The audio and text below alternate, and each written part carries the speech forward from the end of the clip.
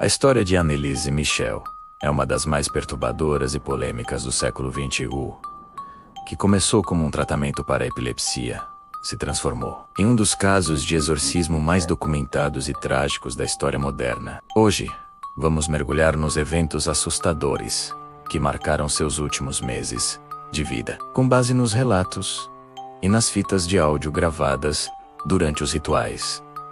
Prepare-se, porque os detalhes são arrepiantes. Tudo começou de forma sutil, mas logo se intensificou. Familiares e padres relataram que, à noite, a porta do quarto de Annelise começava a tremer violentamente, como se alguém ou algo estivesse tentando arrombar. De dentro, sons de orações abafadas podiam ser ouvidos, mas a atmosfera era de puro medo. Era como se uma batalha espiritual estivesse acontecendo ali, e o quarto fosse o epicentro de tudo. Um dos fenômenos mais chocantes registrados nas fitas de áudio foi a mudança de voz de Annelise. Durante os rituais de exorcismo, sua voz normalmente suave se transformava em um tom grave e masculino. Ela falava nomes de pessoas que ninguém conhecia e descrevia eventos históricos com uma precisão assustadora. Às vezes, múltiplas vozes pareciam sair dela, cada uma com uma personalidade distinta e maligna. Em uma das sessões, um padre tentou tocar Annelise com um crucifixo. No momento do contato, ela soltou um grito agudo, e o objeto de madeira e metal simplesmente se partiu em pedaços, caindo no chão. Testemunhas disseram que não houve força física aparente para quebrar o crucifixo. Ele apenas se desintegrou ao tocá-la, como se repelido por uma energia invisível. Outro detalhe que gelava o sangue dos presentes era seu olhar. Annelise conseguia encarar os padres por minutos inteiros, sem piscar uma única vez. Seus olhos ficavam fixos, vazios, enquanto lágrimas silenciosas escorriam por seu rosto. Era um olhar que transmitia uma dor profunda, mas também uma presença que não era dela.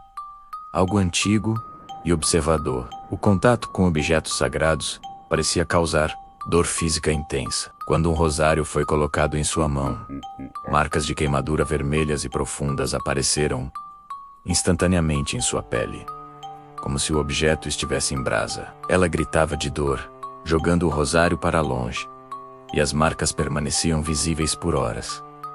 Desdém pelas práticas religiosas era evidente. Em um momento crucial, enquanto todos, no quarto, recitavam o Pai Nosso em uníssono, a voz dela se sobrepôs à oração. Annelise começou a rir.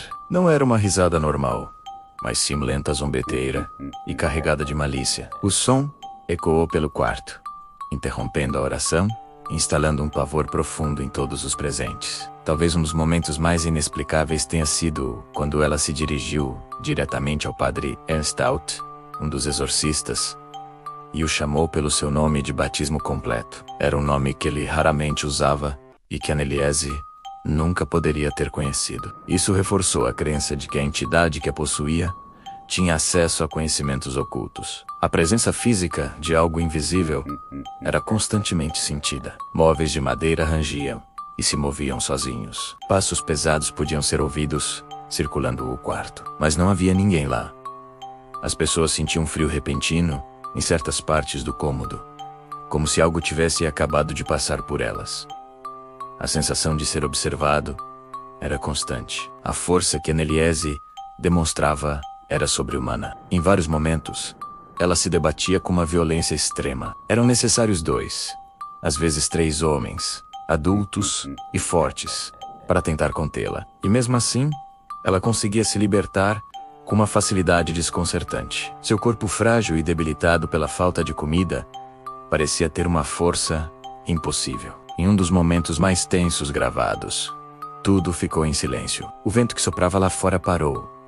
Os rangidos da casa cessaram, e um silêncio absoluto e pesado tomou conta do ambiente. Nesse vácuo de som, a voz de Annelise, agora um sussurro rouco e arrepiante, disse: ele chegou. Ninguém soube explicar o que aconteceu, mas o terror foi palpável. A família tentava manter uma rotina, mas o medo estava em todo lugar. Um sobrinho pequeno de Annelise contou mais tarde que, certa vez, olhou pela fresta da porta do quarto dela. Ele a viu sentada na cama, olhando para a parede, com um sorriso que não alcançava os olhos. Um sorriso errado, largo demais, que o fez sair correndo apavorado. Outro fato impressionante era sua capacidade de falar línguas que nunca havia aprendido. Anneliese, uma jovem alemã, começou a falar fluentemente em latim, hebraico e dialetos arcaicos do alemão que não eram usados há séculos. Ela debatia com os padres nessas línguas,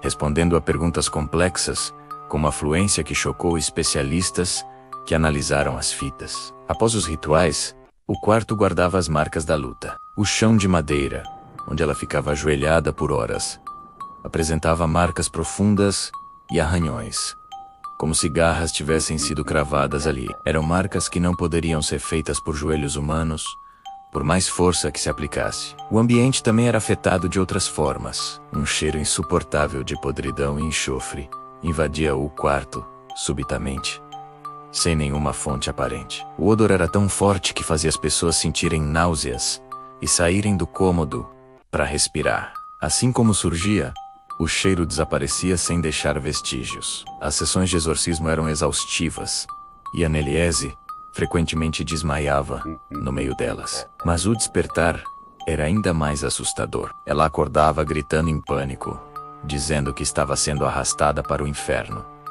descrevendo visões de fogo, dor e sofrimento, com detalhes vívidos e aterrorizantes. As entidades que supostamente a possuíam também faziam ameaças. Em um dos últimos exorcismos, com a voz distorcida, ela apontou para a porta e disse com clareza: "Ele vai levar um de vocês junto." Essa frase deixou todos os presentes com um medo duradouro, imaginando quem seria o alvo daquela promessa sinistra. O tempo parecia se comportar de maneira estranha. O relógio de parede antigo no quarto de Anneliese parou de funcionar em várias ocasiões. Em uma noite particularmente intensa, ele parou exatamente à meia-noite. No auge de uma das sessões, o ponteiro ficou travado, marcando o início de um novo dia.